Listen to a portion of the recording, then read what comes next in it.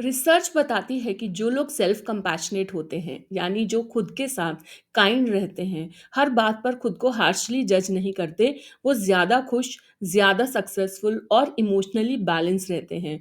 फिर भी ज़्यादातर लोग अपने साथ ऐसे बिहेव करते हैं जैसे वो अपने किसी दुश्मन से बात कर रहे हों।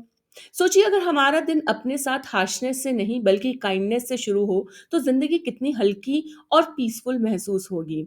Hello, I am doctor Shivani, a clinical psychologist and a trauma therapist.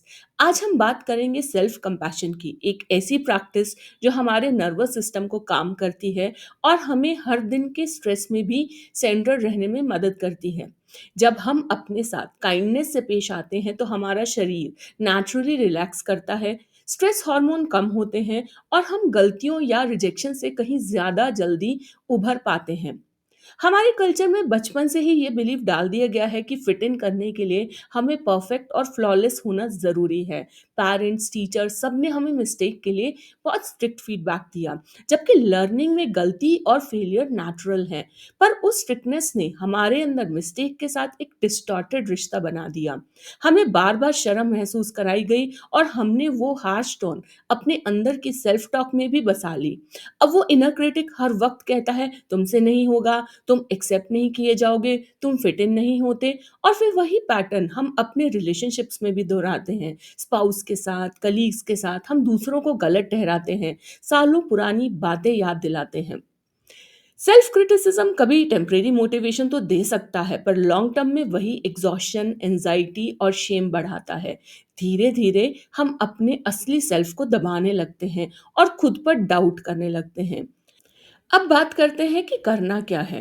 Self compassion के 3 कोर पिलर्स होते हैं। सबसे पहला सेल्फ काइंडनेस, मतलब अपने साथ उसी वार्मथ और सॉफ्टनेस से बात करना जैसे किसी फ्रेंड से बात करते हैं जब वो दुखी होता है।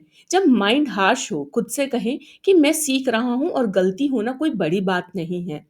नेक्स्ट पिलर है कॉमन ह्यूमैनिटी, यानी ये समझना कि स्ट्रगल सिर्फ हमारी नहीं है। हर इंसान गलती करता है, हर किसी की जर्नी में फॉल और राइज दोनों ही फेजेस आते हैं।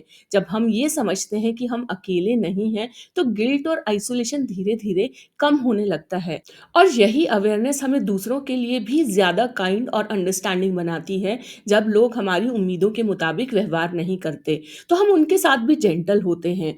और तीसरा पिलर है माइंडफुलनेस, यानी अपने इमोशंस को ऑब्जर्व करना बिना जजमेंट के, ना कि उन्हें दबाना, ना उन्हें एग्जैजरेट करना, बस कामली एक्नॉलेज करना कि हाँ, ये फीलिंग्स हैं और ये भी गुजर जाएंगी। ये तीनों पिलर्स मिलके हमारे नर्वस सिस्टम को सेफ्टी की फीलिंग देते हैं। मुझे याद है, एक क्लाइंट हमेशा कहती थी कि मैं कुछ भी ठीक से नहीं कर पाती। और जब हमने सेल्फ कंपैशन पर काम शुरू किया, तो मैंने उन्हें मिरर एक्सरसाइज दी कि हर सुबह खुद से कहना कि मैं कोशिश कर रही हूँ और मैं अकेली नहीं हूँ। शुरुआत में उन्हें अजीब लगा, लेकिन कुछ हफ्तों के बाद उन्होंने कहा, अब जब मैं अपने साथ जेंटल और फर्म दोनों हूँ, जेंटलनेस मुझे रिलैक्स रखती है, फर्मनेस मुझे दिन भर में डिसिप्लिन रखती है, मेरा सारा डर गायब होने लगा है। मैं लोगों से ज़्यादातर खुल के बात करती हूँ और अपने बच्चों के साथ भी बहुत सॉफ्टनेस से पेश आती हूँ। यही सेल्फ कंपैशन का ट्रांसफॉर्मेशन है। ये हमें सर्वाइवल से पीस की ओर ले जाता है।